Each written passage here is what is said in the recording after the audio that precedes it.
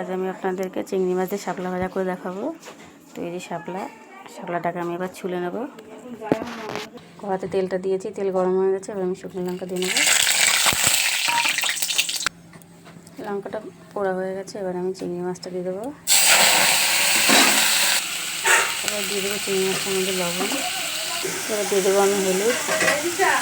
ভালো করে নেড়ে ফেলে নেবো। তোমরা অনেকেই অনেক রকমভাবে শাপলা খেয়েছো, তো এইভাবে একদিন করে খেয়ে দেখো। এবার চিংড়ি মাছটা ভাজা হয়ে গেছে। শাপলাগুলো দিয়ে দেবো চিংড়ি মাছের মধ্যে। ভালো করে নেড়ে চেড়ে নিয়ে আমি ঢাকা দিয়ে দেবো। ঢাকনাটা আবার খুলে নেবো।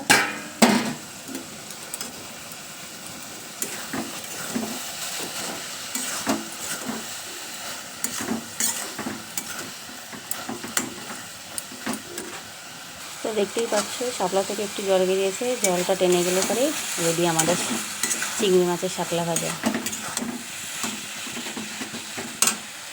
চিংড়ি মাছের শাপলা ভাজা রেডি। এবার আমি নামিয়ে নেব।